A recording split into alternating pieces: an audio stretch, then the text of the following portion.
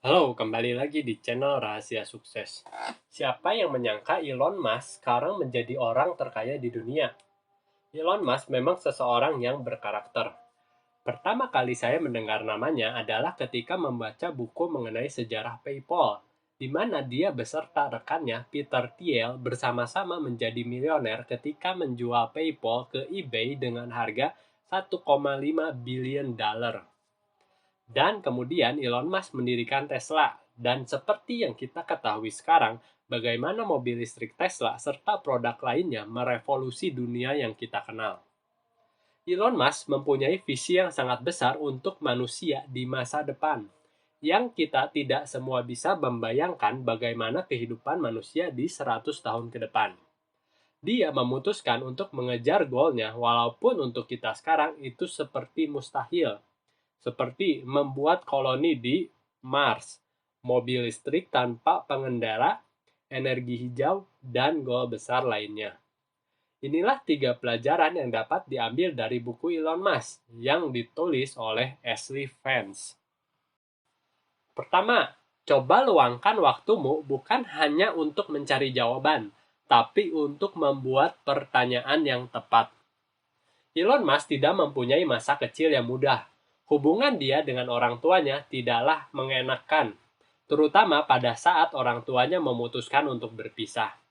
Elon Musk memutuskan untuk tinggal dengan ayahnya, dan pada saat itu dia sering dibully di sekolahnya. Akhirnya Elon Musk menjadi seseorang yang pendiam dan banyak menghabiskan waktunya untuk sendiri. Di sanalah dia banyak belajar dan membaca buku. Pada suatu saat, Elon Musk bisa membaca 60 buku selama 1 bulan.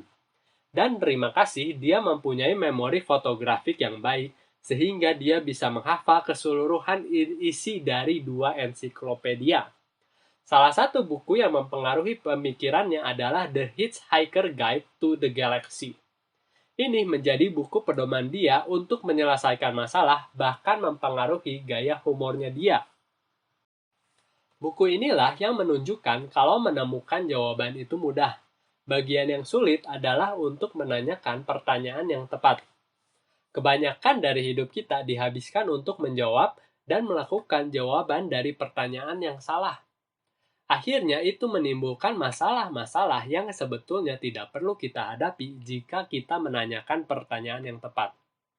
Contohnya adalah, jika kamu mencari tahu bagaimana cara menambahkan energimu sehingga kamu dapat bekerja dalam lingkungan dengan tingkatan tekanan stres yang tinggi, tentu saja pekerjaan itu juga diikuti oleh gaji yang besar.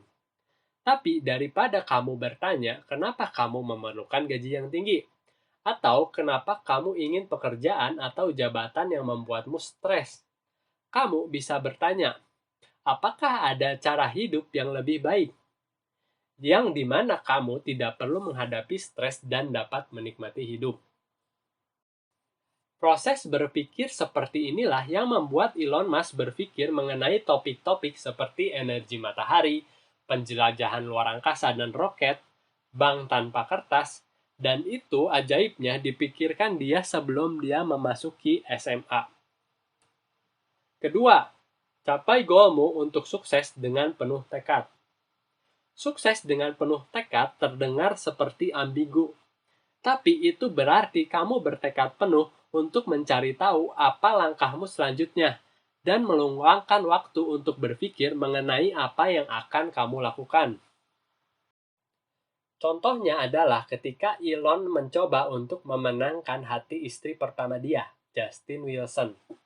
Justin tidak menyukai Elon Musk sama sekali pada saat mereka bertemu. Jadi Elon berusaha untuk mencari perhatian Justin. Justin menolak untuk berkencan dengan Elon di sebuah toko es krim. Elon tidak menyerah. Dia bertekad dan percaya walaupun Justin tidak ingin makan es krim bersama dirinya, tapi Justin tetap menyukai es krim. Lalu Elon bertanya pada teman Justin, di mana dia biasanya belajar, dan datang dengan membawa 2 es krim coklat kesukaan Justin. Pendekatan seperti inilah yang muncul dari menanyakan sebuah pertanyaan yang tepat. Elon menjawab pertanyaan ini. Apakah dia cukup suka denganku sehingga dia mau makan es krim bersamaku? Tidak. Apakah dia menyukai es krim? Tentu saja. Apakah dia akan lebih menyukaiku jika aku membawakan es krim pada dia? Mungkin saja. Dan ternyata itu berhasil. Mereka mempunyai 6 orang anak.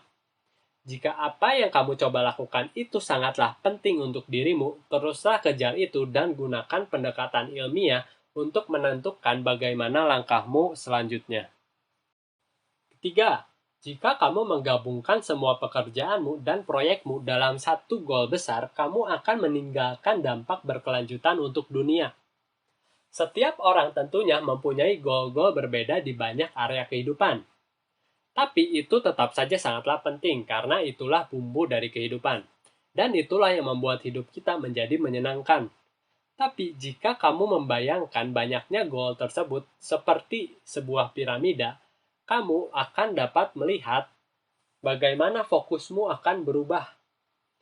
Bayangkan kamu hidup di bagian dasar piramida, di mana semuanya terlihat sangatlah lebar. Kamu akan menghabiskan karirmu mungkin untuk menjadi sales, lalu di sisi lain kamu ingin menjadi penulis buku. Bahkan beberapa tahun kemudian kamu ingin menjadi investor properti.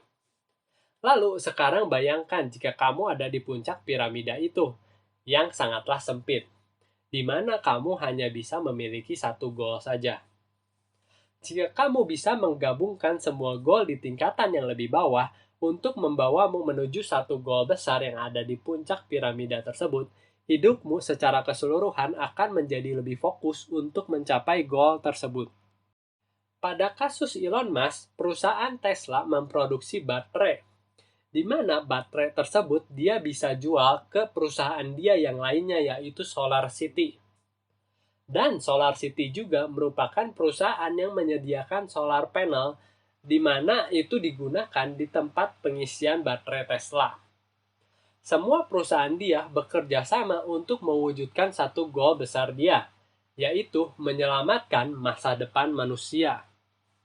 Terima kasih sudah mendengarkan. Jangan lupa like atau komen jika ada yang ingin kalian tanyakan, share dan diskusikan dengan teman kalian, dan yang terpenting tekan tombol subscribe.